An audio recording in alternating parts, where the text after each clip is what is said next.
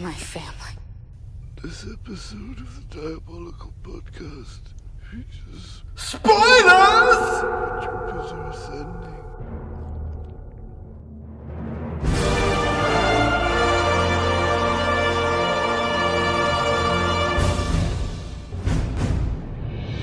You are listening to Diabolical Evil Schemes Done Better, the podcast where four long-suffering friends dissect film's most dastardly schemes, then try to improve them. I'm your host, Adam. This week we shall be competing to improve the villainous scheme of sci-fi action flick Jupiter Ascending in another special guest episode. So, don't worry about the budget and go! And let's get diabolical. That go a reference to anything in particular? Yeah, if you've watched this week's film, then you'll recognise it. Welcome to this week's episode, and we'll start by welcoming our special guest, video essayist Delaney Jordan. Nice to have you on board, Delaney. Hello. Thank you for entertaining my need to talk about this film. Yeah, I'm always really excited when a guest brings to us a film that I don't think any of us would have chosen. That's always the best part about it.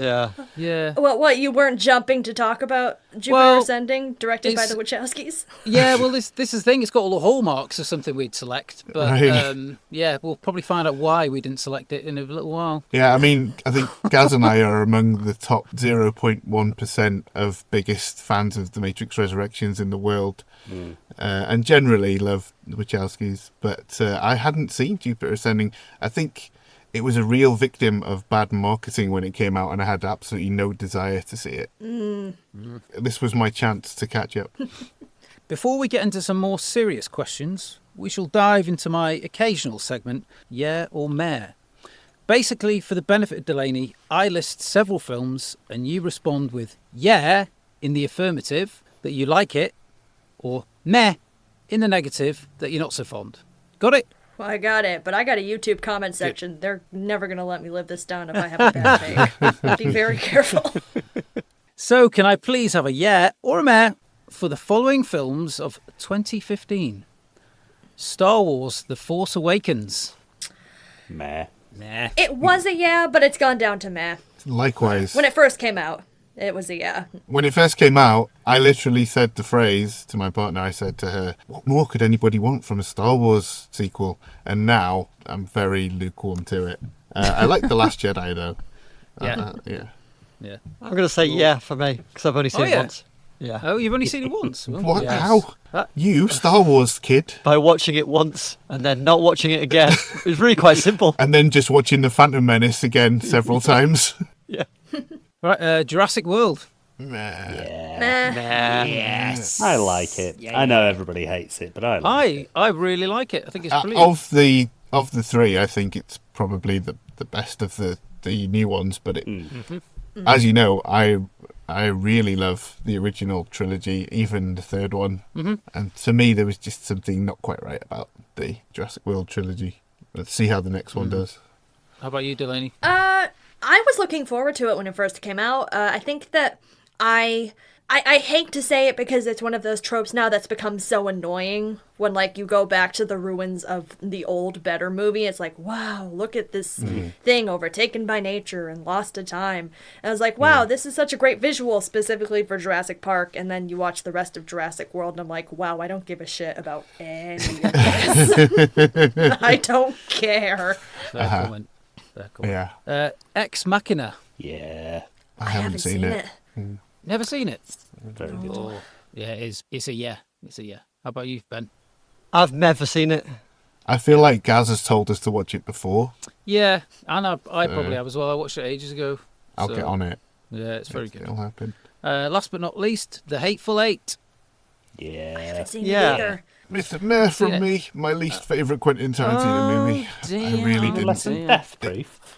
Yeah, I quite like Death Brief. It is on my watch list because I'm quite taken with Walton Goggins after Fallout for exactly the reasons you would think, with the conditions you would think, and knowing that he's in Hateful Eight and it's sort of a character piece. Yeah. Like, they staged it, they did a theatrical reading of it. I'm like, oh, that's pretty cool. Yeah. So maybe I will give it another shot. But right now, that's a perfect 0. I think maybe The reason I was let down by it is because quite a lot of the marketing for it was Quentin Tarantino talking about how he was shooting it in widescreen and all these beautiful vistas, and you get about 3 minutes of that, and then the rest of it's all inside one cabin. Played you. He did. He Stick a quarter in your ass because he played you. So. Played you like a balalaika. I shall not. That would be very uncomfortable. But I'm with you there, Delaney, on Walton Goggins. I've been taken with him since Vice Principals, and then recently watched him in The Righteous Gemstones. My goodness, he's He so was good. also Oh, yeah. excellent in a probably not much seen series called The Shield. He was in that. He was really Oh, good. yeah. Yeah. As Uncle Baby Billy, though, it was the role he was born to play. He's so grotesque. It's such a strange creation. It's like, right, we have a man, a former child star, who is 40 years old and thinks he's a 10-year-old boy. Now imagine that 40-year-old is actually a 70-year-old who thinks he's a 40-year-old who thinks he's a 12-year-old child star in the Christian circuit. It's nightmarish. Our last guest episode that we recorded was Clifford. So, Uncle Baby Billy, but secular. Right.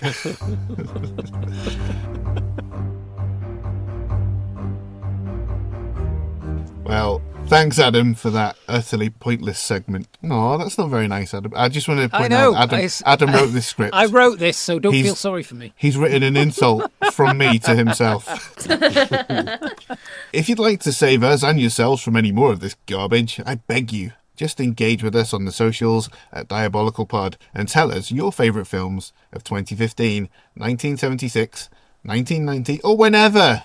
As long as Adam isn't picking the films anymore, we can all live happily ever after. Thank you very much.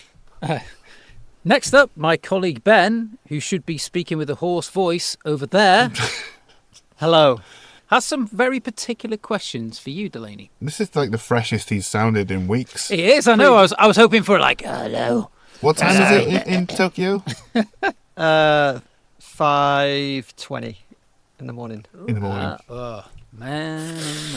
Yeah. Well, the early bird catches the worm. Apparently. Okay, so this is the part of the show where we ask our guest some scientifically determined questions to find out just how diabolical they are. Delaney, like a Rorschach test, please answer honestly with the first thing that pops into your head. Can do. Lenny or Carl? Those are characters from The Simpsons. Aren't they like the same dude? More or less. They're quite interchangeable. They're a symbiotic being. Right. That's my answer. That is a great answer. Jigen or Goemon? Oh, it's Jigen. It's got to be Jigen. He doesn't take nearly as many plot breaks as Goemon. Goemon's got no follow through. Pazu's eggs or Marge's pork chops? But I mean, Patsu's eggs, 100%. Yeah, they're the most delicious looking food in any animation ever created. From Laputa, Pazu in Laputa. Okay, The little yeah. mannequin. That one little right. fried egg on toast. Oh my Yeah. goodness. I don't know how they make food look so good in those films. I'm starving for that egg every time I see it. Right. Binge watch or carefully ration out the enjoyment?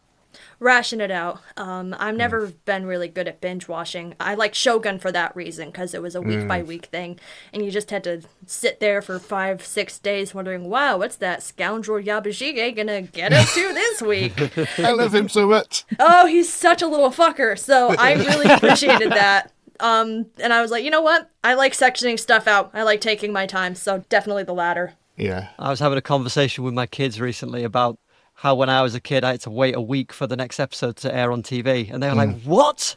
What?" It's like the most foreign concept to them. Pizza fresh from the oven or following morning cold? Oh, fresh from the oven. I'm afraid that's the wrong answer. You're thrown into the quaint Spanish town from Resident Evil 4. What's your weapon of choice? Out of what's there, or just off the dome? Whatever you want. Grenade launcher. Thrown from a helicopter to your feet. Yep. Yep. In the game, the egg is the best, isn't it? When you have to throw eggs at them. It's very funny. In the remake of 4, that is a bit of a cheat with one of the bosses that you throw eggs at him. Ah, Yeah. excellent. Which fictional character would you most like to house share with? Oh God. I'm doing a quick scan of all my posters just to see if anyone jumps out and saves me. You know what? I'm looking up at my Lady Dimitrescu print. Yes. And here's the thing. I think you get it a little bit easier if you're of the femme persuasion.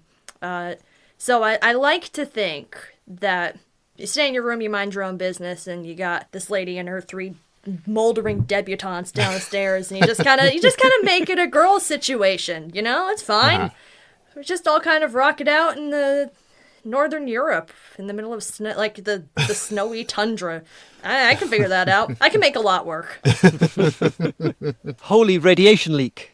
You gain 1 superpower from any anime. What is it? I wouldn't hate like a magical girl like power up sequence, but the sequence doesn't actually give you like magical girl powers. It just makes me 10% less annoying in academic spaces. So you get there, it's like, hey, I won't talk as much about being a YouTuber. That gets you through a lot. Right, 1 Ghibli film must be erased from history. Which one goes? Oh God, Earwig and the Witch is the cheap answer, I feel like.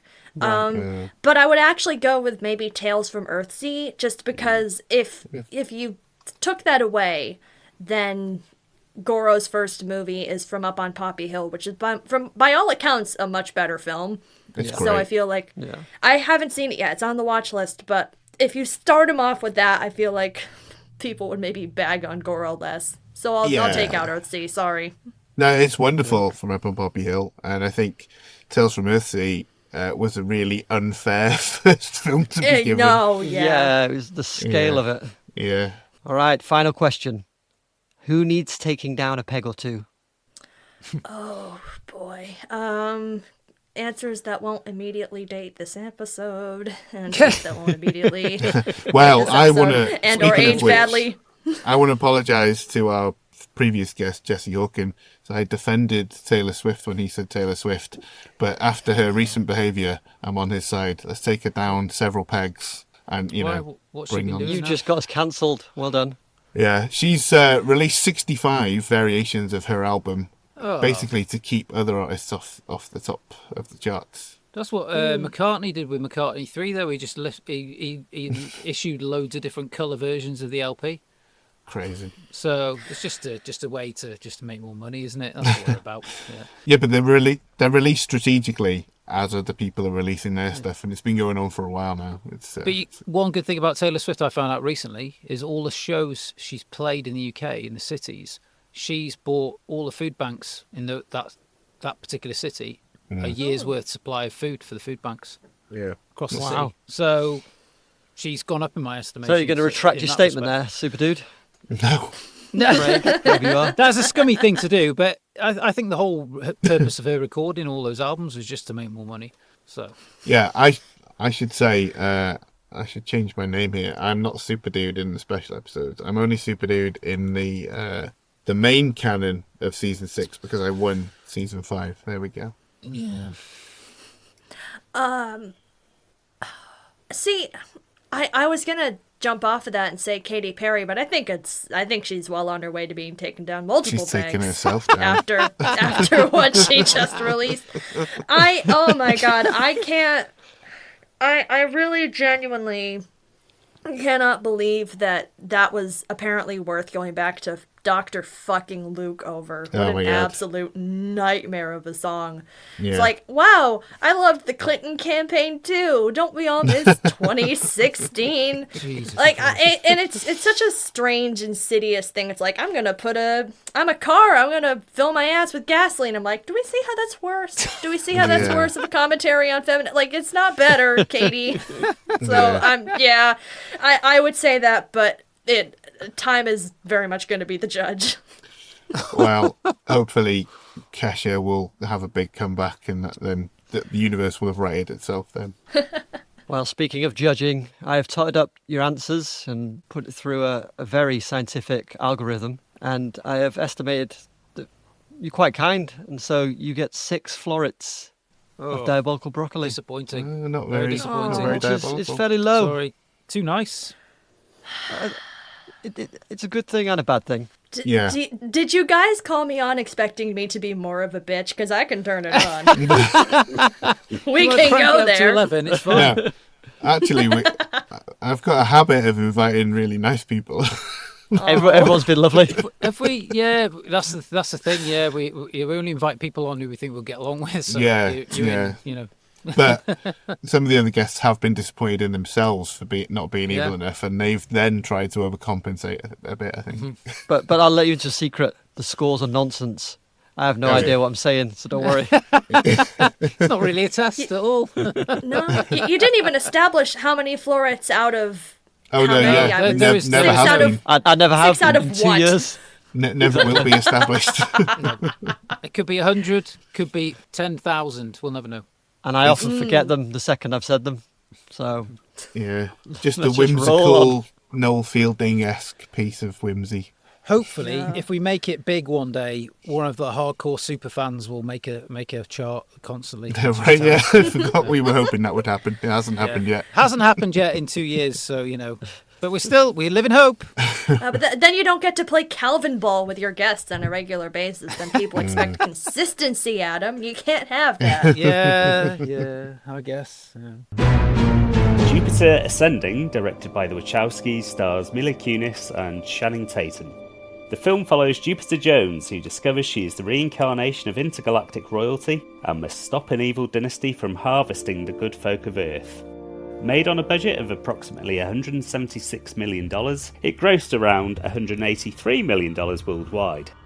Despite its impressive visuals, the film was a box office flop and received mixed reviews, with critics praising its ambition but criticising its plot, performances and dialogue. Eddie Redmayne scored a unique brace of awards in 2015, receiving a Razzie for Worst Supporting Actor for his part as Lord Balem in Jupiter Ascending, and also an Academy Award for Best Actor for his portrayal of Stephen Hawking in The Theory of Everything. Well done, Eddie, that'll show him. But what did we, and most importantly, our guest, think of the film? Right, first off, I really need to correct you guys. It was Michael Keaton's Oscar that Eddie Redmayne got, but, Birdman. Yeah. He's the new hot young thing on the block at the time, though, wasn't he? So, that's Michael why- Keaton. Yeah. 60 years young. Star of The Legend of Curly's Gold, City Slickers too. Oh yeah. We have a running gag where we confuse Michael Keaton with Billy Crystal, Yeah. but we haven't brought it out for a while. It's not a gag. Yeah. It's I genuinely it's don't not know a which gag, one's yeah. which. I'm still not sure which one's which. Yeah, Delaney, when I invited you on, I assumed you would want to do the Castle of Cagliostro because I knew you were a fan of Lupin, but you said that you'd really like to speak about Jupiter Ascending, and why was that? Well, there were 2 reasons for that. First things first, I feel like Cagliostro is very easy in that the one thing he needed to do to not fuck it up was not be a nonce and go being a weird predator about that girl. Everything else would have been fine. He would have gone completely unnoticed. He just had to be a weird pervert. You got one job, So I was like, not being a nonce. One job. Seems like a home run, doesn't it? But And nope. your opponent is Lupin the fucking third, and you're losing. So I as much as I love talking about that film, I owe it a lot. I was like, I feel like this is very straightforward, whereas Jupiter Ascending is a film that is not quite as easy to talk about because there's so much going on, and the pièce de résistance truly is that absurd yet kind of Eddie Redmayne's performance really feels like the only way you can do that character. Like you watch the other cast members who we'll get into who have a similar job to what he has, which is sort of inhabiting an older, much more ancient individual in a younger body. And you've got Tuppence Middleton on the one hand, who is not acting anywhere like over 30, and Douglas Booth, I think, who is just the age that he is, and there is like no adjustment whatsoever. Right. And Eddie Redmayne is being absolutely ridiculous in his big-ass space Voldemort robe, doing his old man voice. Yeah. His neck brace as well. His brace, he just got in a car accident. I read that he said that he did that voice and had that because of the Channing Tatum's character had ripped out his larynx. But that was. But I thought that was a different character they were talking about. I mustn't have followed that part very closely. No. They don't. They definitely don't actually say outright. Like they just say he attacked an entitled. And So they don't overtly specify. say Yeah, I didn't Right. click. So you Some- really somehow, could yeah. just believe like, oh, he's just an old man with a Right. neck with a Chanel neck collar. Matt Smith's really good at that, at inhabiting a character who's thousands of years old in a young body. They should have gotten him for this. That would have been. I mean, he had better things to do, but Yeah, Morbius. Terminator, whatever. I totally agree. I think Eddie Redmayne was the only one that dialed it up. Yeah. The rest of them underplayed it and sold him out. Yeah. really Sold sent him him out. out to die. Yeah. I kind of felt like he was channeling Andrew Scott. You know, the Moriarty that Andrew Scott does. Kind of similar vibe. Oh yeah, no, the bit in the pool is like people have died. That's what people do. It's like, but Andrew Scott can make that work because he's playing a that hasn't really aged great. His deranged psycho gay performance in Sherlock after the vehement like, no, they're just really good friends, and then your one bad guy is a weird, very sexually interested in Sherlock stalker. But that performance works pretty well in that context of what Sherlock was in the 10s versus, yeah, you're right. Channing is completely underplaying it, and Mila Kunis is like doing the same thing she was doing in rom-coms in the 10s. Yeah. And it's like, oh, Redmayne's doing full space opera soap, Yeah. and no exactly. one is Yeah. catching up with him. Yeah. This is the fault of a lot of sound mixing editors, I feel, but he did whisper a little bit too quietly for me at points, and I had to turn it up and then turn it back down when the music kicked When, in. yeah. Screaming. Or when he shouted randomly. Or when he screams. Go! Oh! But with that being said, I also said I wanted to talk about this movie because I genuinely believe it's like one of the best representations of like what little girls actually do with their Barbies once they start imbibing more media that's not like Disney princess films, but they still like them. So it's like, right, I really like Warhammer, I like Twilight, I'm absorbing all this new information, but I still want my space drama with the dresses and, you know, my one true love who is a flying wolf man with a wolf gun that barks when they shoot it. I thought Channing Tatum just looked like a butch Mr. Tumnus. On space roller skates as well. I thought they were quite cool. I like this. I was just like, This "Geez." film, you can't argue about the amount of interesting concepts in this film. Oh, to be yeah. fair. There's a lot of interesting stuff. But it's Yeah. it's just dumped on you. There's no... Yeah. There's no, Yeah. Do you know what I mean? It doesn't build... I think it's because they had too many. Yeah. And so they just crammed it all in, and so everything felt a little bit unearned. Yeah, it's a visual dump all over you, and it's too much going on. And then by the time you're just sort of adjusting, then it goes back to the set piece drama between a couple of characters or something. And you're like, oh, I was just getting into that. Yeah. There was just too much story, wasn't there? And that's what I think hampers this film. Because they don't give the love story enough time to breathe either. That could have been an epic love story, but because they rushed it and it kind of comes from nowhere. Like, There was no chemistry at all, I thought. Absolutely zero. It was... They looked bored when they were in each other's company.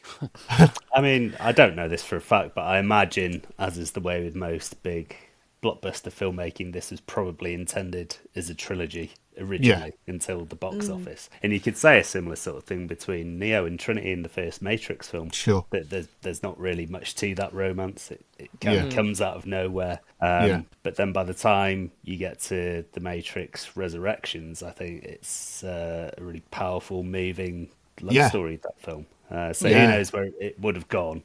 And this is probably the only defense of the film you're gonna hear from me. Yeah. That is a great observation, though. Yeah, it's like in the first Matrix, the only reason Trinity has to fall in love with Neo is because he swooned Keanu Reeves. But by the time you get to Resurrections, you're right; it really feels earned and believable. And I do think this probably, A, was meant to be a trilogy, and B, I think they probably intended for it to be a longer film as well. I know it didn't make back its budget, but Mila Kunis has said she knew it was going to flop because the budget got slashed in half before they started. Yeah, I was going to say, the Wachowskis wanted even more than they actually got. So you can imagine whether it would be an even more spectacular flop or whether it would have really developed into something that was like a 3-hour epic with a bit more plot to it or something like that. But that's like, go back to what Gaz said about The Matrix. With The Matrix, it sort of unfolds everything nice and steady. It starts to build the world, and as it unveils what's before it. This film just throws you straight in, and you don't even get time to process what's going on before it moves on again to something else. All this having been said, I really liked it. I had a lot of fun with it. It's such a fun film. I love it so much. It's embarrassing how much I love this film, even though it's objective garbage. I think that's just you and me. I don't think any of the others like that. Well, I didn't mind it. I'm not going to rush to watch it again, but no one else has fine. the vision. You know what? And that's fine. I understand. It's an absolutely stunning looking film. It looks gorgeous, and there's some bits in it where you're just going, you could just reverse and watch it again and watch that bit again, and you're just like, there's so lovely some bits of it. As usual, the craft as well and innovation that you would kind of expect from the Wachowskis, but in this they had what they called the panocam. Obviously, a lot of the worlds are created digitally because they are alien worlds, but for the hover boots scene, that was real location, and it was done by filming panoramically, from a helicopter that was flying through, but it filmed more than what you see, so that when they came to the edit, they could play around with the camera position and make it look like it was moving faster than it was, which I just think is really cool. And I really liked that sequence. I thought it was great. The one thing I noticed this time around that I didn't pick up on the first couple times I've watched this, plural, is that I love the way that they integrate like classical design and all of the siblings' different sort of hub planets. So like the sister is sort of like Spanish inspired. It's got the tiling on the roofs and stuff. Titus is sort of a Greco-Roman thing, and I think that I can't really tell what Balem is. It looks kind of Art Deco, but it also just looks like a Warhammer playset. I don't want to like compare this too much to Star Wars, but his felt kind of like Vader's castle, and his sister's reminded me a lot of Naboo in the Phantom Menace. The kind of look, the domed buildings. It's got big Naboo vibes. It's got big Naboo vibes, and it's also got like Rivendell vibes. It just looks it looks like a big mishmash of whatever was popular. Because very important context, this was released like right before Force Awakens. They had this done in 2014. So they sat on this for a year because obviously people higher up were panicking, figuring out what to do with it. But you can just kind of see what was going on at the time, where it's like, new Star Wars is coming back, but we also kind of have superhero movies are becoming a thing. Maybe we should think about that. But Twilight just ended, and that's really big. So it feels like everyone just sort of shoved what they could. And I think a little bit of Hobbit got in there, because this is Warner Brothers as well. So they just really... It's kind of an everything but the kitchen sink experiment that can't really exist after Force Awakens shows up and more or less changes what's on the table for big budget films. Yeah, it's a shame really, because I thought there was a lot in there. Really just seeds of ideas that could have been really developed with a bit more care. Yeah, going from that, one of my major problems with it is the concept of the splices doesn't go anywhere near far enough for me. Like Sean Bean being part B, he just looks normal. And, his wings have been ripped off. Do you mean Sean B? There's a part elephant person who is quite elephant charming. Pilot, and little things like that. And there's obviously dragon people, which I think is too far. I just think there's a lot more to play with there. A lot more to be made of it. It's kind of a waste of the concept almost. I think that's the kind of thing in science fiction or fantasy that I would personally latch onto a lot more than spaceships, which I'm not asked about in the slightest, or different planets, or lasers, or ice skating, flying boots. Yeah. So that's my suggestion to the Wachowskis for 9 years ago. Just make a bit more of the spices, and then you might get your trilogy in your big budget. But there's an owl man, Gaz. And Yeah. Baccarat with giant mouse ears. Right. Yeah, that's true. There are a couple of really, really good ones. Yeah. But you just think a whole cast of those instead of the odd few that make you go, ooh, that's a good one. Yeah. For a split You can second. really tell who they wanted to keep sexy. And Right. Channing Tatum was on both sides of that list. Yeah. And Sean Bean. And Sean Bean. Is it safe to say, do we all agree that Channing Tatum does in fact have dog energy? But it's not like the lone wolf thing that this film clearly No. is trying to go for. It's like, I'm a solo pack. I'm so isolated. He's like a husky. Channing Tatum's Yeah. like a big golden retriever. It's like, you're like an inch off from why Channing Tatum is actually attractive to people. And it's not because he's a stoic loner. That's perfect. He is.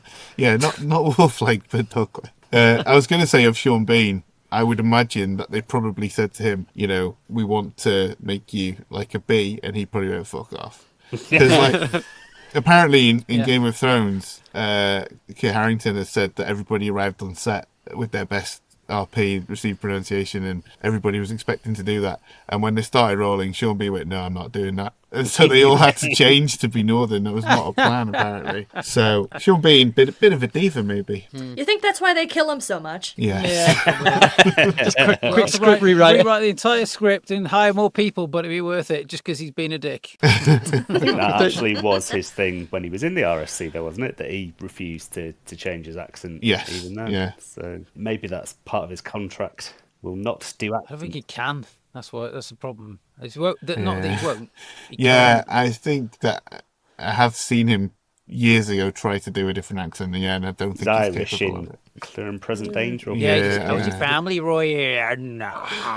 I mean, based on what's on offer in this film, I wouldn't really have blamed him if he was like, I don't want to do a different accent, because we've got a whole bunch of actors, like, of all people, what is it, Jeremy Swift from Ted Lasso doing a Russian accent in a very obvious spray tan as Jupiter's uncle. It's like, you sell your cousin like chicken? You make your cousin like chicken when he's talking to the cousin who's trying to get her to sell her eggs for money. It's like, wow, I love Boris and Natasha from The Adventures of Rocky and Bullwinkle. What an amazing performance. Committed. Do you think Sean Bean's character's name was a bit on the nose? What was he called again? Oh, Stinger. Stinger. Stinger. Yeah. Oh, dear Lord. I think, Dear Lord. speaking of keeping people kind of recognisable, one thing I did really enjoy was seeing Terry Gilliam pop up. Yeah. Problematic old bastard Terry Gilliam that he is. But It's an on-the-nose joke after a full Brazil homage to have Right. Terry Gilliam be at the top of the chain, but Wait, I did chuckle. has Terry Gilliam had terrible opinions in the past or something? Has he No, said not weird heard about shit? Sarah Polly's account of filming Jabberwocky, is that what you're referring to? Oh, God. No? Worst Oh, stuff. that's a bad one. he never stops. Never He's, stop. he's almost as bad as John Cleese. A match made in heaven. See, that's one of those things you were talking about, like, where they have so many cool ideas. And it's like that whole segment when they're trying to get her title, bureaucratically. It's not like you Right. have to go to the cave and accept your Yeah. title. It's like, all right, you got to go fill out like 80 million legal documents Yeah. with this twink robot. And it's like the DMV and it's like 500 stories high. And eventually you're just going to wind up in Terry Gilliam's, Ollivander's Wands shop in the Yeah. basement to get a tattoo. It's like, that's a great idea. They should have spent way more time with that. Yeah. Well, not more time with Terry Gilliam, but What time with Beidou now would have been good. I like to see Beidou now pop up from Sympathy for Mr. Vengeance. She's always a welcome sight and anything. She had a very small role though. it really does feel like an adaptation of the first season of an anime where it's like they condense all of the arcs Yeah. down. Right. And then it's like, well, here's the end of the season. It's like, this wasn't a season, it was a 2-hour movie. Yeah. We're not done. Have you seen Speed Racer, by the way? I have not got around seeing that yet. Really embarrassing admission time. I think this might be the only Wachowskis film I've seen. Wow. Oh man. What? This might be the Clutching only my one. chest in horror. Yeah, you don't need to see The Matrix. It's It's an essential viewing. Because I was going to say this. It feels a lot like The Matrix to me. It has a lot of similar ideas, particularly using humans as energy. That's a common theme there. But yeah, I can't believe you haven't seen it. I have had this conversation before where my script advisor, because he is British, he's natively British and not a stolen valor bastard like me, he had never seen The Wizard of Oz, but he had seen the Matrix trilogy multiple times because it was on reruns on fucking British telly, and I was like, you've not, wait, hang on, how have you not seen The Wizard of Oz, but you've seen The Matrix that many times? It's like, how have you not seen The Matrix? I'm like, I was a girl child. We watch girl child things. I grew up with a sister. Although there's a lot of The Wizard of Oz in this too. I think they said specifically her being in a blue flannel is meant to be a Dorothy reference that makes sense, that the sisters specifically have said. Yeah, I thought of Wizard of Oz quite a lot, and I wasn't sure if it's just because she's in The Great and the Powerful, Mila Kunis. Oh, yeah. And I wasn't sure if that's what was giving me the vibes or not, but no, you say it. Yeah, there were a few little nods. There are nods to it in The Matrix as well, of course. Just a few. Get me out of here, Mr. Wizard. I try to memory hole Oz the Great and Powerful. Whatever you guys experience with this film, that's me with stuff like Oz from the early 10s, where everyone's trying to figure out what makes money now. Yeah. Zach Braff as a flying monkey was a bit much. It's stuff like that, and it's stuff like the Hobbit trilogy. I was actually talking about this with my friend when we were watching it, and I was like, with the exception of maybe that first Hobbit film, which had come out a couple years before this, it's like, Jupiter Ascending is a messy, messy film. Like, it is literally just, Jupiter gets kidnapped, Caine has to go save her. They go to another place. They learn more plot. Jupiter gets kidnapped. Caine has to go save her. They learn more plot. Go to the next place. But like I'm sitting there watching Channing Tatum on hover boots in a fight with a muscular dragon lizard man, and I'm like, you can say a lot of things, but I would rather watch this than either of those last two Hobbit films. Like God, and I know that one was the easy money because everyone wanted more Lord of the Rings, but I'm like, am I gonna act like this isn't fun?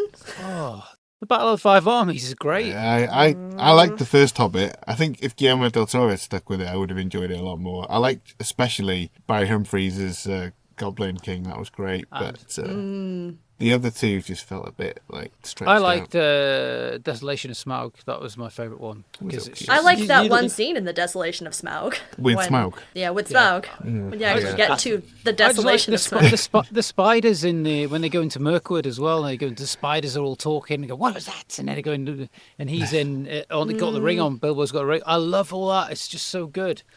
Delaney, I love it. I should have warned you that Adam is our resident Lord of the Rings maniac. Yeah. He made me watch the director's cut, which I still haven't forgiven him for. So long. Did I? Yeah. But that was probably one film, and that was it. So it's not like I've made you watch something like Gentleman Broncos or whatever. Oh, the best film. Gentleman Broncos is the best film ever written. So underrated.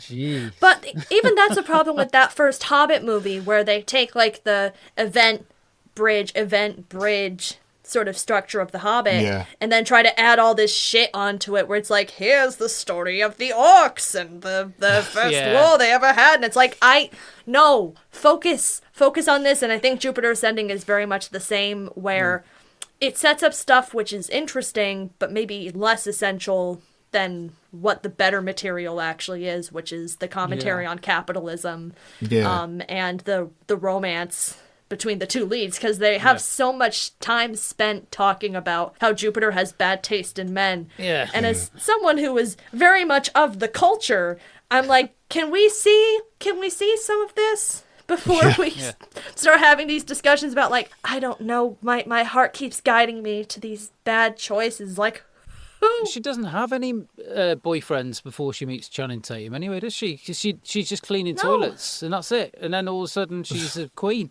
That's it. The only male characters she interacts with before she meets Channing Tatum are her uncle and cousin, and I'm Right. like, I don't, unless you're implying something really not okay for you to start bringing up in this short amount of time, you haven't shown me this. This isn't something Yeah. you've shown me. Having seen Warner Brothers' terrible business decisions over the past few years, I can well imagine that the Wachowskis were even given a mandate from the studio that we need something that's going to be the next franchise. And that a lot of this lore was probably, it should have been excised, but it was pumped in with the expectation that it was going to become a franchise like a Twilight or something. Yeah, I feel like if you really can get away with a lot that you don't explain if you just do it confidently.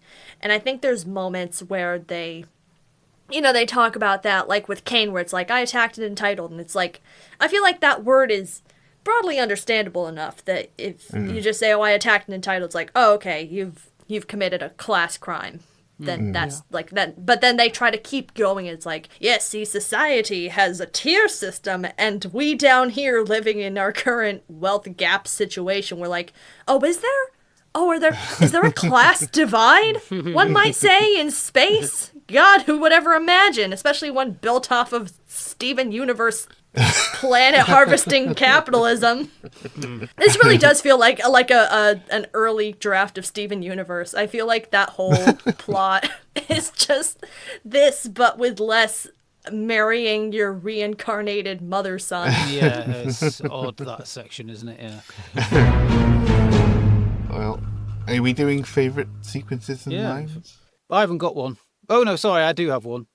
Yeah, but I'll let Delaney go first. I mean, as someone who loves the drama, I have to say that the wedding sequence is actually my favorite, just because Right. I like the dress, and I love the melodrama of like an arranged marriage. That's my little girl fantasy where it's like, oh no, my love is gone, and I guess I'll have to go with this hot other guy who's gonna help me, but he's actually secretly evil. But also just because the costumes are cool, and as annoying as the dogfight is, because there's just so much like shit being thrown on the screen because they're trying to dodge all the Yeah. mines, and it's like, Right. wow, this is kind of interesting, except for the moments where I can't fucking tell what's happening on the screen. I think it's a fun sort of crash the wedding sequence. Favorite line, I think it honestly might be your cousin is not chicken. When he's the uncle's whacking the cousin for trying to get her to sell her eggs. And there's some bangers in this film. That's not a decision I make lightly in terms of favorite Yeah, line. there's some quite incredible dialogue, really. Other one is the only thing about astrology, total bullshit. and then big dramatic title sequence. My favourite sequence is just a really short sequence. It's one of the big capital ships coming up through. It looks like one of the rings of Saturn or something like that, and it just comes up like that, and then all the detritus goes over the top of it. And and I just think I was just like, my God, I did put the film back a couple of times just to watch that a few times. I just thought, oh, what a wasted film. It looks so good, but yeah, I loved that bit. Loved it. It was gorgeous. Yeah. Gorgeous. Well, my highlight was the zero grav orgy. So make of that what you will. Very weird. It would be impractical and messy. Yeah. Yes. Exactly. Yeah. And if we're throwing in favourite lines at the same time, Stalin's balls. That's a great Stalin's great balls. line. Yeah, that's Mila Kunis' mother. She uses it like as an expletive. Stalin's balls. Well, my favourite sequence is actually the hover boot chase that everybody hates. Partly because of it was fun, I thought, and the craft, but also because it was the first time I noticed that the film has this really like lovely kind of chunky sound design to it. Like the sounds from the guns, the sounds from the bikes, everything just sounded really good. I always appreciate stuff like that. And I've got a couple of lines, and one of them is the line I thought was the worst line in the film, which is right from the start, where Mila Kunis is describing how she came into the world. Somewhere in the middle of the Atlantic, she pushed me out to. How that made it to the end, I don't know. And then another one was just the line that I misheard, which is very near to the end, which is the courgette's about to blow. I'm not sure what the courgette was. I'm reasonably sure it wasn't a courgette. But when I watch it again, I'll let you know what Corvette, that line. I think it is. Is it Corvette? Yeah, Corvette's a ship, yeah. Yeah, it's a ship in Star Wars, a Corvette, isn't it? Yeah, Corvette, yeah. It's like a destroyer or a cruiser or whatever, yeah, it's Corvette. My favourite sequence is the Brazil-style bureaucracy trying to get Mila Kunis' character ratified as Queen of the Universe. As previously discussed, it is genuinely quite funny, along with, as Delaney says, the twink robot guiding them, getting sort of quietly frustrated whilst being emotionless at the same time. It's actually quite a nice little performance, and then culminating in Terry Gilliam's madman persona. It's not really a persona, is it? He is a madman. And my favourite line, I was very, very pleased with this. It's during Sean Bean's introduction, wherein he, with all of his Shakespearean northern gravitas, says, "Bees aren't like humans. Bees don't lie." That's on my list as well. What a lie. They probably don't. Yeah. Okay, you laugh. You know. You laugh, but I have actually had more than a few very pleasant, friendly experiences with bees. I used to work at Disney World, and I had a lady just point me to her daughter's sweatshirts, like, can you brush this off? And it's just a bee crawling around on him. We're like, ma'am, I don't know you, but like, sure, fucking fine. And I just kind of let it crawl up under my hand, and I was just like vibing there for like 10-15 minutes. And I was like, all right, me and you, we don't have a problem. We're just hanging out. I brought it over to plants, and it was just like, no, I think I'm gonna stay here. Yeah, bees are great. So we just had a lovely little time of it at the Expedition Everest single rider entrance, and then he mugged off, and I was like, great, we're best friends now. And you never heard from him again. That's such a Disney thing to do, isn't it? I'd have just swatted the bee to death. Enjoy your day. It's made me wonder now, do we think that Sean Bean's character Stinger is a virgin? Because bees, they die, don't they, when they have sex? No, but he's got a daughter. Isn't he? Yeah. Okay, yeah.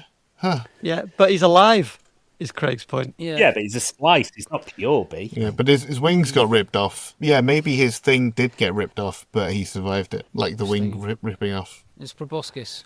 Yes. Yeah. Missed opportunity to have him look as normal as he does, and then he just grabs like a glass of sugar water and just goes like... You look like in Men in Black. Yep. Sugar and water. There's a lot of blood between that performance, Edgar the Pug and Balem Abrasax. Yeah. You're not supposed to be in that skin. Eddie Redmayne felt bad about that. I think I'd say he was trying to do it for the ripped out larynx, and I think he wasn't expecting to get shit on quite as much as he did. Probably like with this recent cabaret thing, which seems to have split opinion. I guess some people just really don't like him, and that's the decision they've made.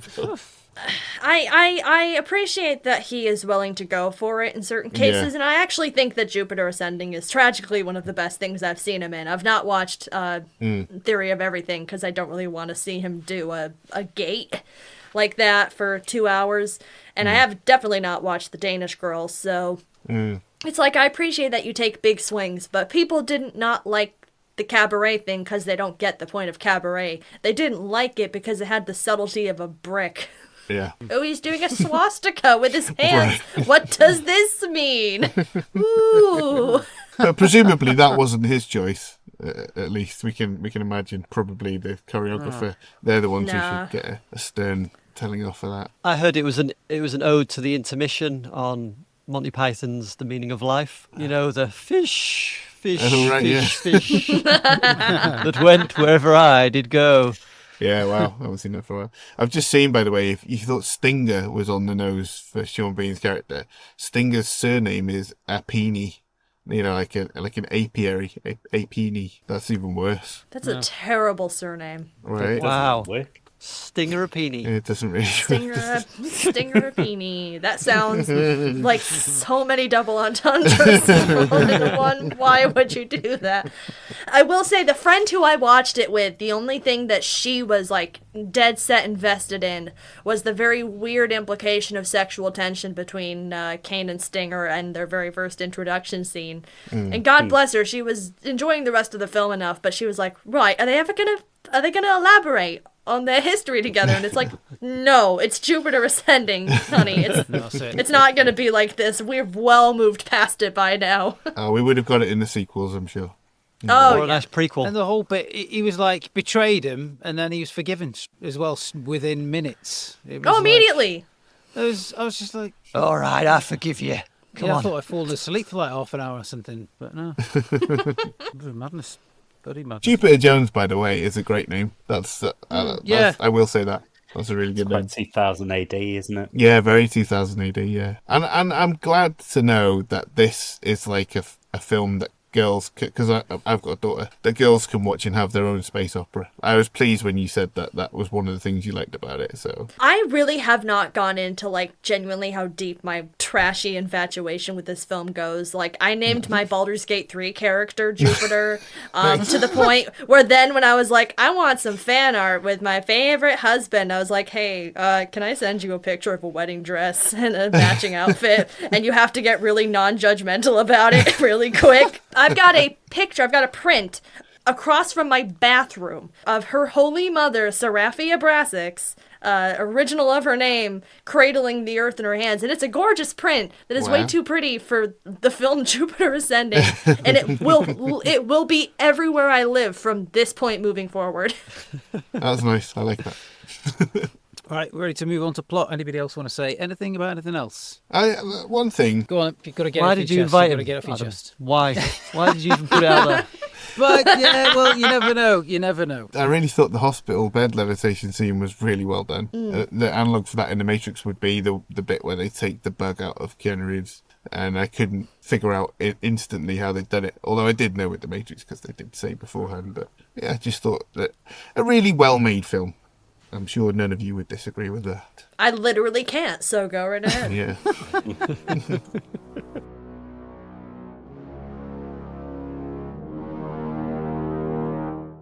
Stop! Promo time.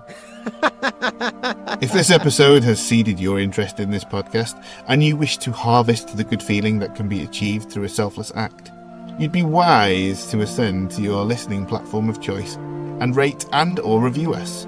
You may also wish to mention to your friends that if they're jonesing for a new podcast, then look no further than the humble musings of this here podcast.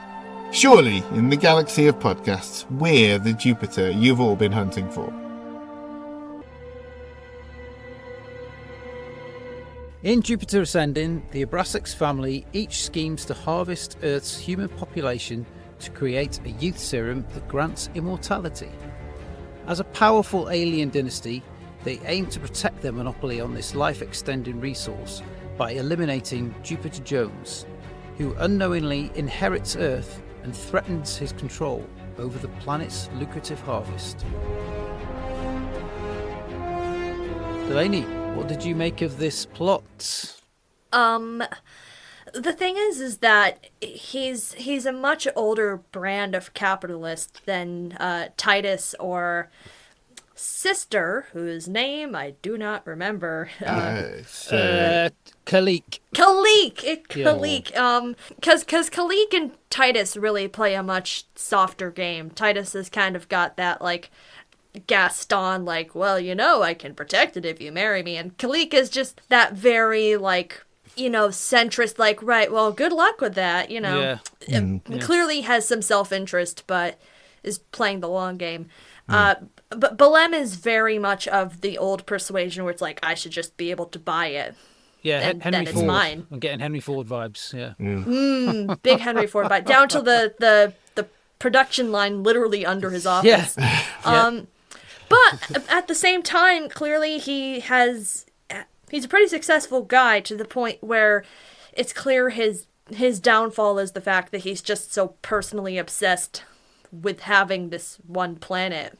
because it was his mom's and he's trying to get back at her. Yeah. So I don't really know how else he could have gone about it, if I'm honest, because he's just clearly that used to, for centuries, just buying his land and getting what he needs.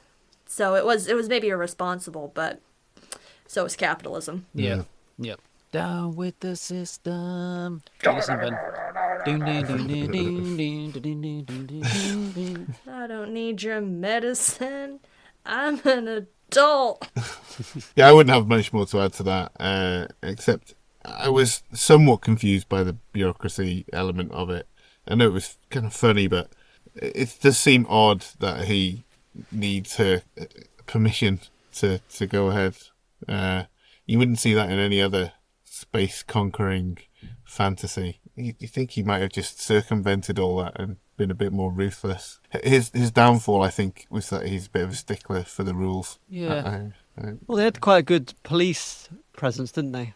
That's Whatever true. they're called. Although their response time leaves a lot to be desired. Yeah, you would. Well, they're travelling faster. vast distances, aren't they, to be fair to them? Yeah. Yeah, but if they all got a set of those roller skate space boots, then they'll all be there within seconds, wouldn't they? Roller skating police So are the best. He seemed, and he just crash their spaceships into any part of any building. They just land. Oh, we're here.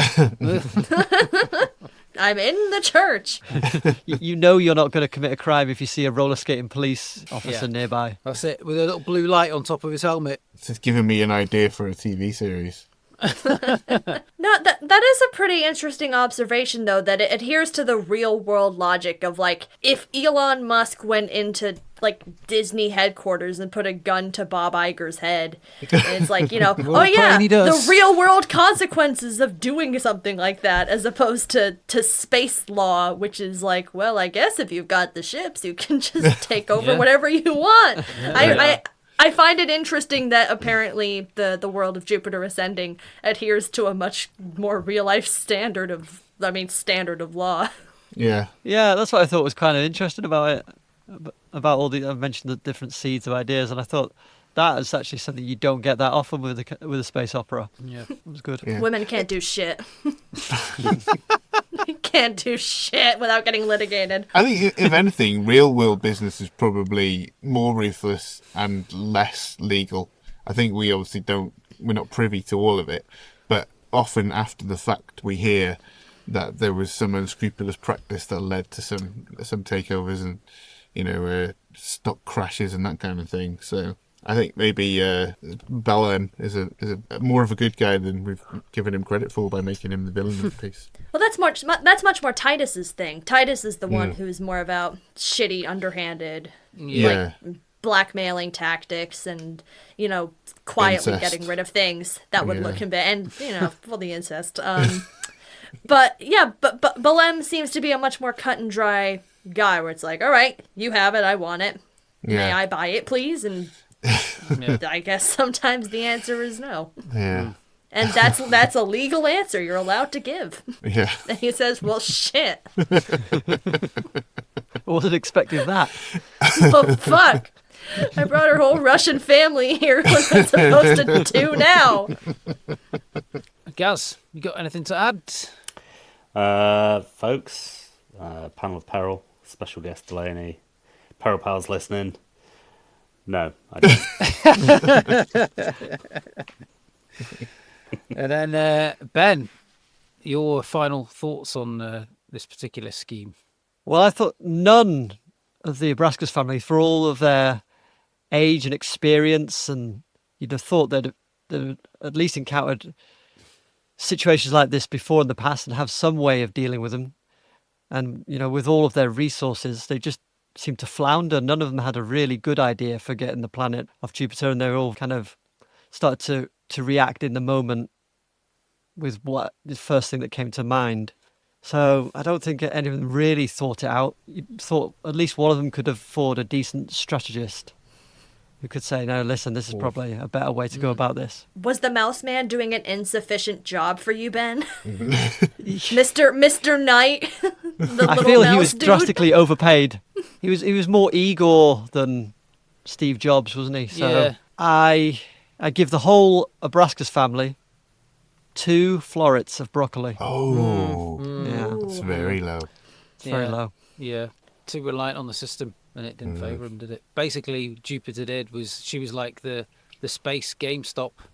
She, all the people, she was holding and holding and holding, and she wouldn't let it go, and then eventually it collapsed. There is a lot of Succession, I'm the eldest boy energy going on here. Yeah. It's like, once you confront the rich with an unwinnable situation, then it just collapses, which again is one of those ideas they could have really riffed on. Yeah. But they just kind of leave by the wayside for werewolf angel sex.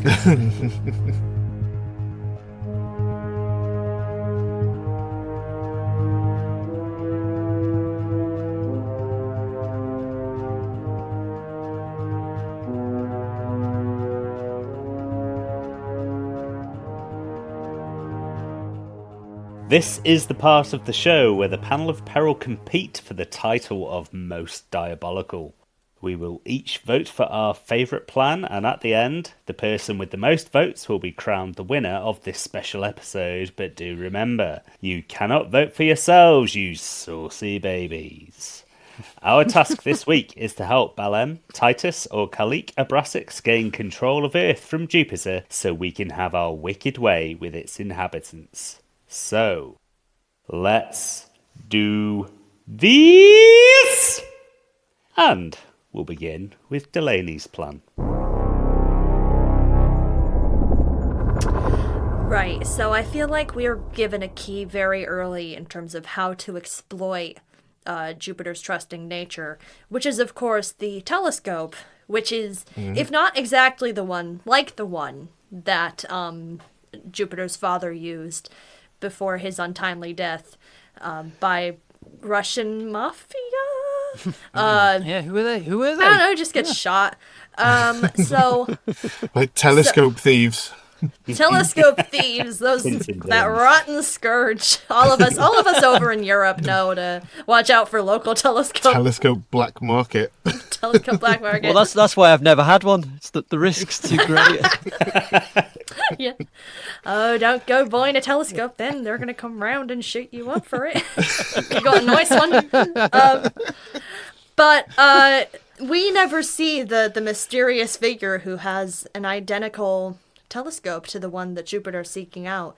But the only way Jupiter can purchase it is, the only way she can get enough money to purchase it is by donating her eggs to a fertility center, I'm assuming. But obviously that's contingent on the bid, that the latest bid staying as high as it does. And once she's done donating her eggs, she returns to eBay to buy a $3,000 telescope, only to see that it's gone up to $4,500. Yeah. And the only way she can keep bidding higher and higher is donating more and more, donating blood, donating organs, just slowly dissecting herself, in a way harvesting herself, one might say.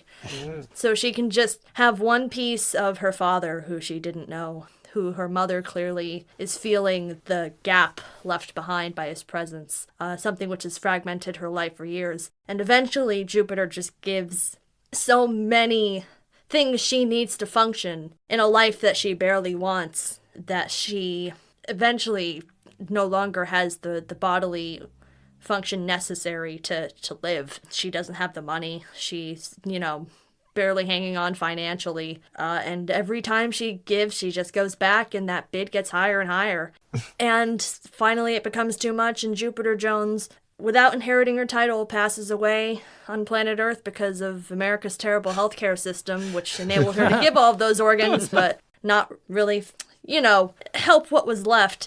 And on the opposite end of that eBay listing, Balem Abrasax watches that number freeze, and he looks over at it. He doesn't even have the telescope. He just watches it stop and just lets the title come into his possession like it was a library book being returned to its owner by the steely hand of the system he was seeking to destroy by harvesting the Earth and its resources. This is going to be the first time in an episode I've said this to anybody, I think. I'm pretty sure you're going to win. Oh no! That's excellent. Wow. That was much more diabolical than your test at the start. So, It was very dark. poor Mila Kunis loses a kidney, Loses then a everything. section of liver, Finally, yeah. she's just a brain and a pair of eyes. Why don't they just wait for her to die? Like, they live forever. That's one of their things that they do. Why don't they just wait for her to die? Because it passes to her family. Okay. Yeah, it goes down. Okay. Right. How does Balem know who she is? Because they don't know who she is totally, do they? Until she's found by Wise. I mean, they find her, but they go straight to killing her. Once they've got her on the table, they just kill her ass. So clearly she can be killed, and he gets what he wants. Yeah. Yeah. Oh, that's because she hadn't claimed it yet in the bureaucratic system. Right. So if they killed her before she got there, then it would pass to him. Okay. It would go to him automatically. Yeah, okay. I guess the plot hole is that Titus had already sent the handsome wolfman after her, so what happens to that? That was under the assumption that Balem was going to start sending thugs to her door. Right. He really genuinely doesn't have to do that. He can just let her do what she was already doing to death. Yeah. Right, yeah. Because, again, capitalism is a parasitic system that will let you give your organs but not replace what you've lost. Yeah. Oh, wow. Okay. Glad I'm not going next. God. Oh, do you know the order, do you? Yeah, it's written on the script. It's me. I don't read those scripts. I know you don't. That's why I put stuff in like Ben is wearing a bandana over here, or he's have a horse voice. I'm going to have to think of another one for when we do the next guest episode when I write the next script. I'll probably be wearing a vest because it's like 35 degrees here. Okay, yeah. I'll just have to guess the colour of your vest. Yeah. Actually, we should have that as a segment. Guess Ben's vest. There's only one way to get something you want that someone has laid claim to, but you feel that it's essentially your inheritance and it belongs to you. Litigation. Jupiter is apparently Balem, Titus and Calic's mum. Perhaps reincarnated, but their mum nonetheless. However, she doesn't seem to remember them, and this queen makes a living cleaning toilets. Toilets! Before the Intergalactic Court of Justice, Judge Collywobble of Nimbop 37 is suspended in a tank of judgment liquid and shall presently hear the claimant's case. Well, Your Honour, myself and my siblings believe my mother has lost her mind, says Balem. She cannot remember who we are or what she did before she ended up on Earth, he adds. The judgment liquid ripples to signify acceptance of this argument as admissible. Marp, says the judge, which means continue.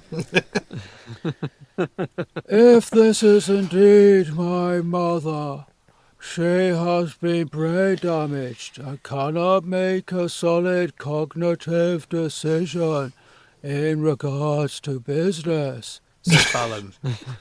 I ask that I be granted power of attorney, or the relevant space version of that. I can't pronounce it. When questioned by the family solicitor, Jupiter admits that she doesn't know anything about harvesting people for their essence, or have any knowledge of her being a queen, despite some of her DNA confirming that. But she doesn't want to make billions in space cash by killing people.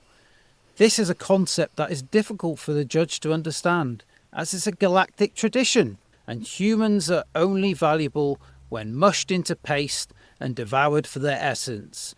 Essence! Drink that essence! He finds the family's arguments compelling and rules in their favour. Jupiter is committed into their care, and roller skating Mr. Tumnus is executed. Very good. I don't want to do my impression of Eddie Redmayne now. That's how it's going to be. That was impressive. You just got to finish pretty much every word with your mouth open. That's all it is. Instead of closing your mouth, just keep it open. I love the elder abuse avenue for Mila Kunis, who is under 30 in this film. Yeah. She's been brain damaged. She's been reincarnated, but brain damaged. She should remember all this shit, and she doesn't. So she's not fit to run a business. Yeah, it's a very shady idea that I like. Power of attorney. Where is this court being held? In space somewhere. Court. Yeah, space court. Yeah. So that they just Shanghai Jupiter. She's not freaking out. She's just answering questions she's as been stated. through the whole process of going through all those stamping all the things and things like that. So it's just like she's been through all that paperwork and getting everything rubber stamped, and now she's like, oh my god, more stuff. And so they can be in the court, yeah. So it's just an extension of all that stuff, essentially. I knew it was space court because of the judgment fluid. We're all The judgment fluid. Yeah, Court. You recognise that, don't you? Yeah, Judgment fluid. Yeah. Well, this season of Doctor Who got weird. The judge was suspended in, I might add. Is it a see-through tank? Can you see it's like, when you're in the bath and you get those wrinkly fingers. Can you see that kind of wrinkly skin? Ben, of the judge? Ben, my darling, the last thing I want to know is the opacity of the judgment liquid. I feel like the closer we get to that is the last thing I want to know. All right, withdrawn. Right. Any further questions for me? Then, Craig, can we have your diabolical plan next? Mother has returned, reincarnated. My dear sister Kalik apparently just wants to spend some quality time with her, and I don't even want to think about what Brother Titus is up to. But I want the Earth, and I shall have it, and I know exactly which buttons to push. When she arrives in my throne room, demanding to see her family, I tell her, "You should have stayed dead." "I'm not your mother," she retorts. "God, you're such a bitch," I murmur under my breath. "I beg your pardon," she demands, incensed. "Sorry, old habits. No, my mother never...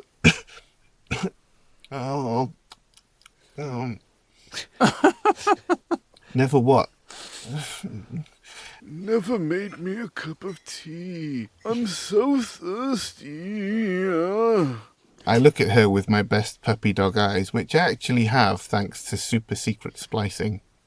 "What did your last slave die of?" she asks sarcastically.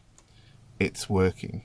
"Please, I'm literally dying." "You want me to make you a cup of tea?" 10 sugars, please." Over tea, I tell her what a greedy cow Kalik is, gobbling up youth serum like it's going out of fashion, and what a dirty boy Titus is, and that I caught him playing with himself, using the youth serum as a lubricant. I casually put my feet up on the coffee table, and she chastises me. I've got her. The following day, I summon her back to my throne room. "Mum! Mum! What?" In due course, I shall have a tantrum and repeatedly ask for the Earth until she gets sick of hearing it in caves. Truly this is eternal youth. Are you telling me his plan is just being every dumb motherfucker I've seen on British Hinge? Exactly right. I like beer, I like travel, I'm an entrepreneur. That's it. That's all they know how to do. They just wanted a new mum. Yes, Fucking exactly. shit. His mum's been reincarnated, and he knows how to play that hand. So he's just going to go, "Mum," until she's like, "Fucking all right." Isn't she only like 20 years old or something? Yes, but the like inherited race memory and her reincarnated DNA will eventually feel the remnants of when she was thousands and thousands of years old and had 3 kids who were pricks. You think that, or you know that for a fact? This is important now. I know it in my bones. Right, well... In the collective unconscious, I know it. That changes everything. It's implicit in the text, isn't it? Yeah. Okie dokie. Any further questions for Craig? Okay then, Ben, can we have your plot, please? Well, I've taken a different tact, and I've gone as Titus. Titus decides that asking Jupiter to marry him is a bit mental, so instead he flies her to the really nice spa planet in the wellness quadrant. Jupiter walks into the renowned intergalactic spa resort, her eyes widening at the opulence. This place makes Dubai's 7-star palaces look like a hobo's bindle laid out beneath a pissy bridge. As they stroll through the spa, Titus introduces the various treatments. Over here, he begins, we have the Nebula Vajazolarium. It uses vaporized stardust to bejewel and rejuvenate your... Shh! Shh! Don't say it aloud, it's not polite. And over here we have the anti-gravity relaxation pool, which lets you float weightlessly, easing all tension from your muscles. Just make sure you visit the bathroom before you enter, or... Uh-oh, astro nuggets! Jupiter's eyes sparkle with excitement as she takes it all in. The celestial sound bath, gamma-ray armpit hair removal, even solar painless lady moustache removal, and solar painless lady moustache removal for men.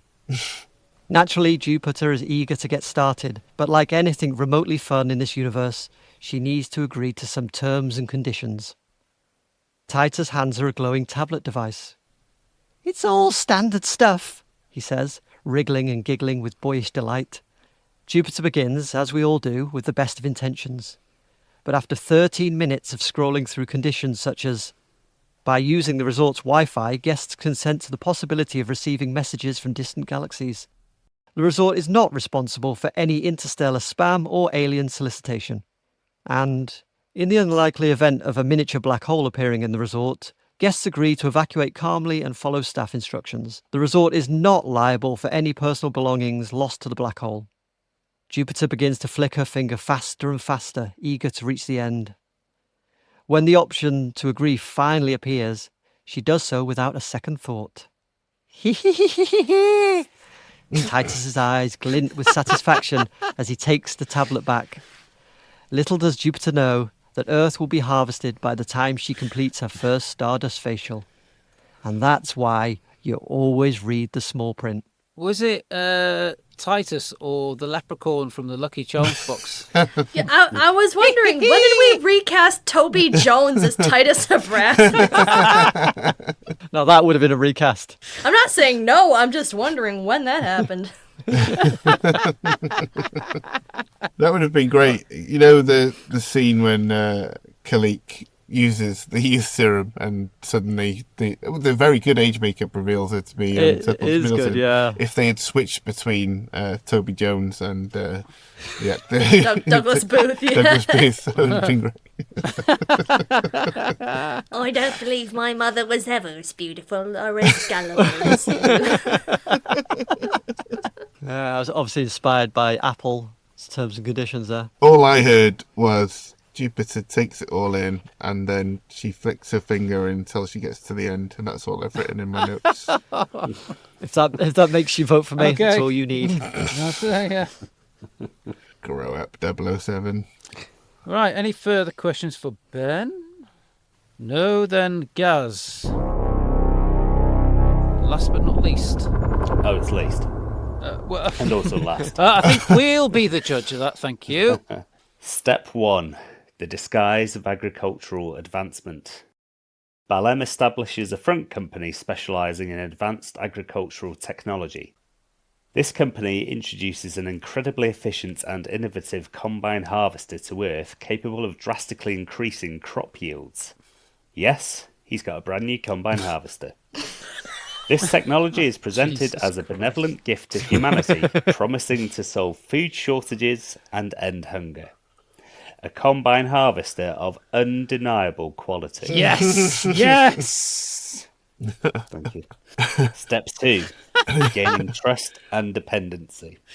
The combine harvester quickly becomes indispensable to farmers worldwide due to its unparalleled efficiency.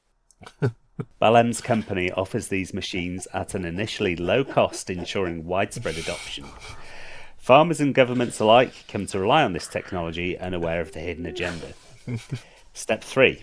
Embedded nanotechnology. Unbeknownst to Earth's inhabitants, the combine harvesters are equipped with advanced nanotechnology capable of extracting more than just crops. These nanobots secretly harvest valuable resources from the soil, including rare minerals and elements crucial to Earth's ecosystem. This extraction is at once subtle and completely undetectable, ensuring that the planet's resources are being depleted without immediate notice. Step 4. Leveraging control. With Earth's agriculture and economy increasingly dependent on the combine harvesters, Balem tightens his grip. He begins to manipulate the distribution of the harvesters and extracted resources. Governments find themselves at the mercy of his company, needing continuous supply and maintenance of the machines to sustain their food production. Step 5. The reveal and ultimatum. Once Earth's dependency reaches a peak, Balem reveals his true intentions. He offers an ultimatum to the world's leaders. Sign over ownership of the planet to him, or face catastrophic food shortages and economic collapse. The extraction of vital resources has already weakened Earth's natural defences and ecosystems, making the threat very real and immediate. Step 6. Legal and economic domination. Faced with no viable alternatives, Earth's leaders capitulate. Balem uses his vast resources and the legal backing of intergalactic laws to finalise his ownership. Earth is now legally and economically his, and he can proceed with the plans for the planet, whether they involve further exploitation or other sinister motives. Wow. Right. So I need to make the observation. The friend I watched this with, also British, grew up on a farm. And her father is such a quintessential British farmer, like has never in his life wanted to be anything other than a farmer, that he has declared that when they put him in the ground years and years from now, they would like him to play combine harvester at his funeral. Like, of all the friends I could have picked to watch this with. The fucking combine. I don't know how many American people know the Combine Harvester song, but it is like truly the most British country comedy number you can possibly find. Oh god, that got me. Well, for any American listeners of a certain age, it is a cover of an old 70s American song. I got a brand new pair of roller skates. You got a brand new key. I think, isn't it in like Once Upon a Time in Hollywood or something? Yeah, it might be, sounds correct to me. Yeah, so basically what I did was I latched onto the word harvest. Yes. And I went from there. Very subtle. Very good, very Well, good. just a couple of issues with it. Earth's leaders don't own Earth to be able to sign it over. You can't like own land, man. Don't they? Have you not heard of the New World Order? Well, in this whole film about the reincarnated mum owning the Earth. Yeah, I've disregarded that though. Oh, you disregard that. I didn't care. Then to part 2 of my problem with your plan. The little rat guy says we can have the Earth harvested within the next half century, and Balem's like, that's not fast enough, I want to do it yesterday. Do you think he's going to wait through all this combine harvester plan? It's going to be quicker than 50 years. It's going to be... How many years are you saying for combine harvester domination? I'm saying tops 49 years. Which is 1 year better by my calculations. Well, I'm convinced. If I know maths, and I think I do. Anything about which number's bigger than the other. I think the only problem is that once you get to that stage of, all right, Earth, you have to sign over leadership to me, in lieu of knowing that there is a literal queen of Earth who has ownership of the planet, then all of a sudden, because it's like, what, 2015 when this is happening? So you've got, like, Putin on one end and Obama on the other end, and whoever the hell was the prime minister here, but the queen is still around. I don't know. Could have been anybody. All just bickering at each other. It's like, right, well, it's our right as a nation to not get sold to the combine harvester guy. And that just causes a whole thing where they're all trying to take each other out because no one can agree on who gets to sign the deed with the combine harvester man from space. Yeah. I mean, if you're looking to pick holes in the plan, you can quite easily. I would very much appreciate it if people wouldn't. It's ruining my case. Oh, the judgment liquid doesn't like that. Those plans were massively over budgeted and diabolical beyond the fringes of the galaxy, so they were. In summary, we had Delaney's eBay listing scheme, my litigation intrigue, Craig's new mum manoeuvre, Ben's T's and C's deception, and Gaz's combine harvester concoction. But there can only be between 1, 2, 3, 4, or 5 people who can score a point that doesn't mean anything. So with that in mind, could we all please cast our votes? And we're going to start with... Are we all ready? Yeah. Delaney's vote first, please. All right, it was a tight one because Gaz really got me at the end Yeah, stretch you there with the combine broke harvester Delaney. thing. I was not doing okay. But it was just because it was the most British interpretation of the challenge we could have. But that being said, I have gone with Adam. Hey. Thank you very much. Just because, that is like actual real world elder abuse, and I've known people who have done that, and that's a patently evil thing to do, but it's also a very legal thing to do. Yes. And I think that it's probably the most foolproof way that any number of the siblings, let alone all of them, could. Because, she's not fit to run her business. No. We gotta... Yeah. She's got to live at home now in a special room upstairs. Yeah. Yeah, and seeing as you voted for me, I shall go next, and I have voted for your good self too, Delaney. Yay. Oh, bit of mutual back scratching. Yes, there we are. Yes. Craig, would you please reveal who you voted for? Well, I kind of gave it away. No surprises. I voted for Delaney as well. Ah, there we go. She's in the lead. Gaz. I too also, as well, in addition, have voted for... there it is, Delaney. She's this week's winner already. Ben. Yeah. And I have voted for the person who invented the term judgment fluid. I voted for Adam. And I put his name in some judgment fluid. Very worthy. Yeah, is it vibrating? There's a little bit of vibration. There's some wobbling. disturbance on the water on top of the liquid there, so that's fine. Yeah, thank you. It sure is thrusting. I think I love it. Really does defy parody that I won a challenge just by introducing British people to the horrible realities of American healthcare. Well, it's coming to our shores very soon. Oh yeah, Coming to our shores very soon. get so excited, guys! It's great. Yeah. I can't wait to be bankrupt. Oh, Woo. right. But thank you, guys. That's so nice. Is Delaney the first who's won? I think maybe the first Maybe. guest to win. Maybe Yeah, David. yeah. Quantic David won, did. didn't he? He David did, did. yeah. So only you're the second. you're the second. There's been a plethora of people before you who've come nowhere near, and so you've absolutely romped home with that one. So well done. Yes. Oh, thank you. I'm the first woman to win. Absolutely. There we Yes, go. you are. Yeah. Yeah. And how? Yeah. Diversity win. I came up with the most fucked up way to kill another person without actually touching them. We like dark plans on this podcast, so I think you won us over with that very dark plan of yours. Yeah. So well done. It was the twist. What a twist. Yes. Oh, thank you, fellas. Would you like to take over the mic now and tell us where we can find your delightful edits? Yes. So, I'm at Delaney L. Jordan on Twitter, Infinite Snow Productions on Patreon and YouTube. I also have a Ko-fi. Weekly, you can find me editing the One Piece podcast, and on occasion I do the Talking Simpsons podcast as well.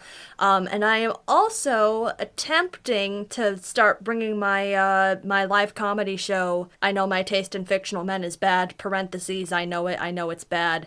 I'm trying to bring it around to a few places, especially conventions. So if any of you nerds listening, especially if you're British, start telling cons that I'm really cool and funny and they should invite me to come do my dumbass PowerPoint show. But that's about where I'm at, yeah. I mean, I would come and see that. Sounds amazing. There's a couple video essays coming down the pipeline as well, which I've been baiting everyone with, but they should be coming. Excellent. Too sweet. Now, I love doing charts and graphs and shit like that. It's sections. It's dumb as fuck. it's if you're funny. smarter than me, why don't you fucking kill me? Subsection fish. And then all of them kind of coalesce to create the obvious answer, which is the parasitic leech, which is latched onto my personal brand and will never leave my life, unfortunately. That is Luke the Third. I'll meet in the middle somewhere, even fish. But, yeah, hopefully I'll take it around to a few more places. It'll be a good time. Awesome. Well, I've just followed you on Twitter, so Oh, hooray. Do you follow us on Twitter? I thought you used to, but I haven't seen you on there. Why aren't you liking my stuff that I'm writing about us? Because I'm just with I just follow politics on there and basically. I'll try. I do follow us. You talk every week. What's special anymore? Yeah, that's it. I know all the same shit. Where's the magic? Thank you for having me, guys. And that about wraps us up for another week. Thanks for listening. If this is your first time listening, don't forget to like and subscribe.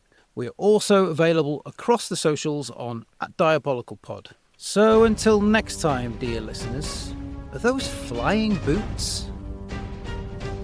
Or are you just pleased to see me? Well, occasionally, Delaney, we almost every episode sing a song at the end. And I'm going to say, I drove my tractor through your haystack last night. Ooh-wah, ooh-wah. I threw me pitchfork at you, dog, to keep quiet. Ooh-wah, ooh-wah. Now something's telling me that you're avoiding me. Come on now, darling, you got something I need. 'Cause I've got a brand new coming out. I'll give you the key. Come on now, let's get together in perfect harmony. I got 20 acres, you got 43. Now I got a brand new coming out. I'll give you the key. Boop, boop, boom. Excellent. Jesus.